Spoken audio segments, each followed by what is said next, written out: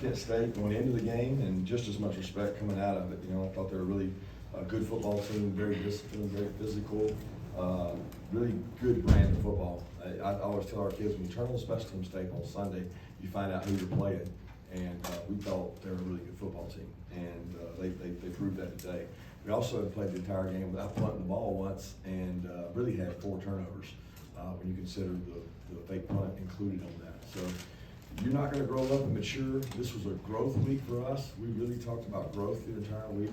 I was very pleased with how our guys approached the practice and the games and the leadership.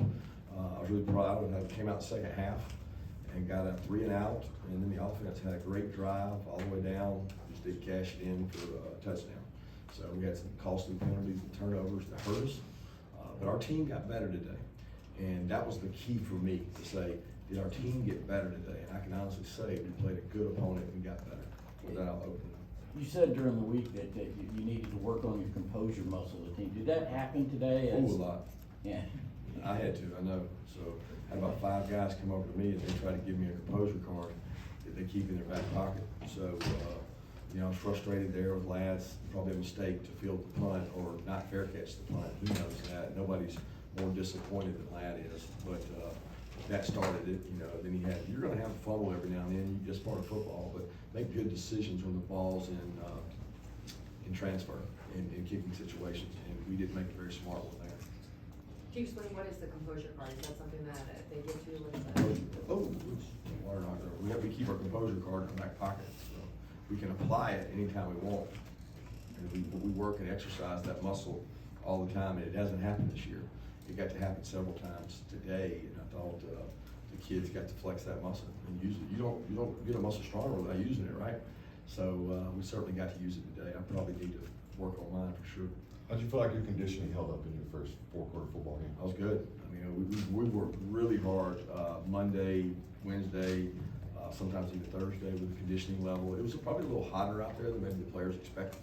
I think they went into it thinking it was going to be cool, but wasn't a lot of shade. And I thought that they had a lot of guys go down banged up with injuries, and we came out of it pretty good. What do you attribute the slow start and uncharacteristic turnovers for you guys in the first half? I didn't think we had a slow start. We didn't punt. So when you don't punt, it's hard to say you had a slow start. Defensively, we did some good things, forced some guys out. I think you attribute it to playing a good football team. You know, games aren't easy. I think you guys may have a preconceived notion of a team, but we had the actual tape, and I have a lot of respect for them. I really didn't think we started slow. I thought we kicked some field goals where we need to score touchdowns.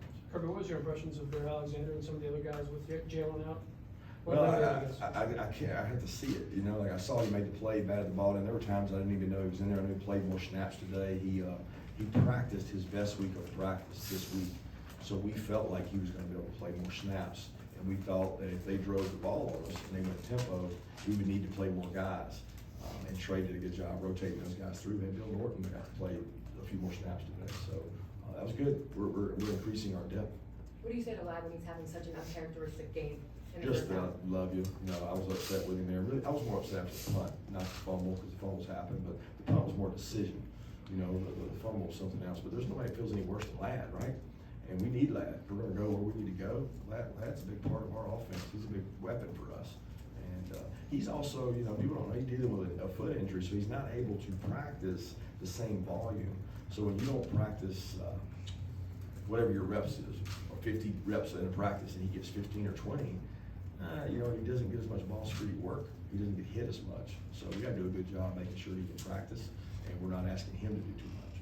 Kirby, it looked like Kenny got banged up. You got any update on him? He had a thigh contusion going into the game, and he said he got hit on that same thigh again. They did a good job of tackling. They chopped us some. Several guys got hit, you know, low on the tackles there, and they did a good job of being forceful with it. And we had a couple guys we had, I think, 3 or 4 guys coming out of the last game with thigh contusions, which Kenny has that as well, but we think he's going to be fine. Kirby brought in 2 more rushing touchdowns. Just how dangerous does it make your offense when you've got him wherever you can line him up on the field and hand it to him like over? Yeah, what a weapon he is, what a tough character he is. He makes you defend the whole 53, right? So when he comes in motion, the expectation is I got to stop the sideline. It loosens them up inside for some softer runs too. You know, when you run for 250 and throw for 250 or something like that, you're doing something right. Kirby, I know you don't see, you can't look at the big picture in college football, but is there a player more dynamic right now than Brock in college? You just said it. I don't know that there is because I don't get to see it, you know, like I've seen many games this year, but it's hard for me ever to do comparison. But what he does, I mean, I don't think people understand what an incredible blocker he is. And he doesn't get to do that much. The other incredible player out there is Darnell. You know, if you go back and look at Brock's biggest plays this year, Darnell's got a big part of that. And I was so proud and happy to see him. You know, the first play of the game, he's wide open, and the play was to go to him. And Stetson took a shot, being aggressive, and Darnell was there. The very next play, Brock gets a touchdown, and Darnell's celebrating. He's the first one in the end zone to go celebrate with him, and his block sprung him. And again, Darnell's blocking combined with what Brock does on the perimeter, and even the catch Darnell made today was pretty incredible. So the package of those two, they complement each other really well. 3 rushes, 3 touchdowns. When are you gonna move him to the running back room then? I don't know. He's practiced there. He's had to because we've had concerns there at back in terms of staying healthy, but he can line up and play about anywhere. What did Dejon Edwards continue to show you running back? Toughness. I mean, he's the one guy now consistently that breaks tackles. He's hard to tackle, he's low to the ground, he's like a ping pong in there and just keeps going. I thought his run game really came through for us in the end when we knew we had to run the ball. They knew we had to run the ball. He's an incredible toughness guy and just he works every day really hard. Where would you like to see your defense improve from this game, you know, giving up only 10 points in the first 3 and then 22 in this one? Where can they go? A lot of places to improve. Same places we could improve when we gave up 10 points. You just didn't see it. You know, they did a good job in the RPO game. We didn't leverage the ball properly on the sideline twice. They had 3 first downs at halftime, but we had a slow start. So I take it that we did our job. We just got to keep improving. How many kickoffs has Noah Smith caught this year, and will you be telling him to fair catch the next one? I was holding my breath on that one. I was proud of him because he says that he doesn't have the best hands out there, but he did catch that one, and he even got a little extra return yards. So he'll be showing his kids that one for a long time. He stays out extra and catches kicks each week, so that's why we do what we do. Stetson, first snaps in the fourth quarter of the season. How big was it for this offense to see them get a touchdown on the penultimate drive and then run out the clock there on that final drive of the game? It's good. I still think that we need to see a real, a drive of what's like, we got to go win the game. That was more of a protect the lead maybe kind of drive. But I felt like he played better kind of as the game went on. He had a couple passes that he wishes he had back early. He missed some guys, and that's frustrating for him because he wants to be perfect, you know. And, we don't ask him to be perfect. We ask him to be the best version of himself. 2 straight weeks, coach, the other team's faked a punt on you. Yeah. How concerning is that right now? Well, it ain't concerning. I mean, I'm concerned every week by a fake punt. When you're a heavy favorite, what does the other team think? I got to steal a possession, right? So what do you work on all week? Can't steal a possession, and we spent just an enormous amount of time, and we were actually in our prevent the fake call because it was 4th and 1 or inches, you know, and they did a good job. We had somebody lose eye control, somebody had him man and missed him, and we got to do a better job. It's unfortunate because the defense deserved to stop there, but we didn't stop. I think one of the players mentioned that part of the post-game message was it's not always as bad as it seems or something like that. What was that kind of like from your perspective, and how does that play into the standard kind of Montreal? Well, I don't know. I didn't talk anything about it's not as bad. I told them I thought they played really hard, really physical, and they played a really good football team. And when you're honest with your team, they believe you. Like when you walk in on Monday and you say, hey, this team's really good. They might be better than when we played. We got to practice well. And then they go practice well. They listen.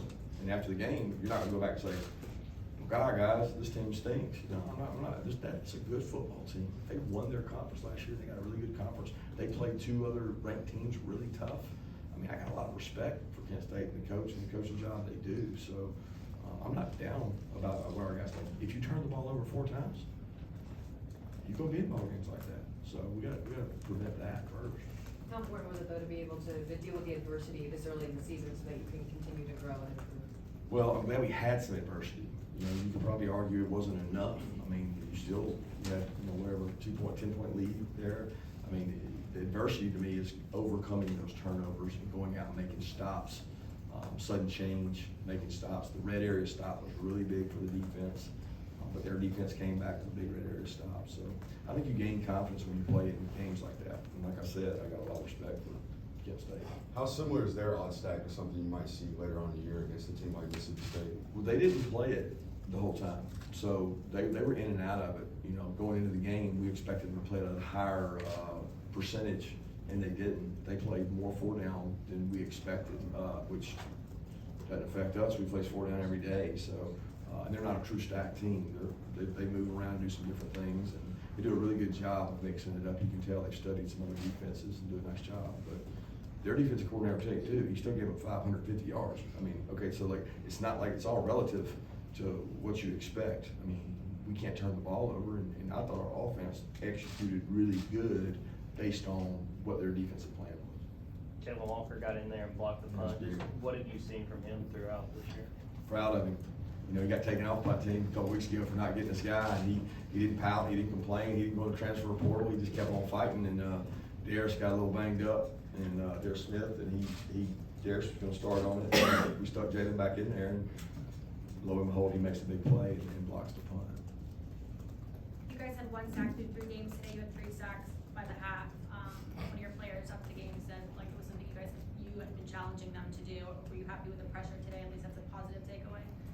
Well, it's a positive takeaway from the stats, but again, I can't get into stats. They gave us an opportunity to sack them.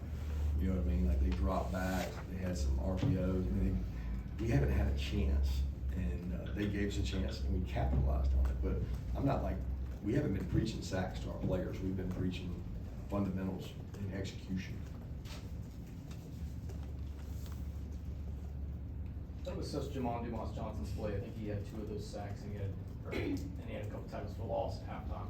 Yeah, I tell you, he's practicing really good right now. He's slowly becoming that vocal leader of the unit. He commands respect the way he practices. The walkthroughs before the game, man, I love the way he's maturing, and he's getting more confidence. You know, I don't want to comment on how he played, but it sounds like he played good based on those statistics you just gave. But he practices the right way, so it doesn't surprise me. You warned a lot about this team, and you know, they're 45-point, you were a 45-point favorite. I mean, it had nothing to do with that, but you warned about this. Just your thoughts on Kent and what Sean Lewis is doing with that program, playing 3 big programs on the road in 4 weeks. I can't imagine what he's played, and then, you know, flip it over, and now he's got to go play his conference schedule and do that. They're going to be tough in that conference because of the teams they played. But they're kids play with great toughness and resiliency. They hit, they strike, they don't run from contact, and that's SEC football. Let's take 2 more questions. Malachi Starks he's played well the first 3 weeks. There was a couple times where you pulled him over on the sideline and talked to him. What were some of those messages like to him? Just eye control and things. He's going to be a really good player. I mean, they had some RPOs built into that side of the field, and he had to cover those guys. He got them on the ground. A tough place to defend. The way they packaged the plays, did a good job of hitting. I told you the quarterback is a really good player, and he could throw those balls. And they have 2 wideouts that are going to be drafted. I mean, they're good players, and so I just wanted to give Malachi a chance to mature, want to play Dan, show confidence in him, and continue to play all those guys that play winning football. Michael Williams teamed up today. Well, Michael played a good bit. I don't know how many snaps he played. Michael played. Thanks, guys.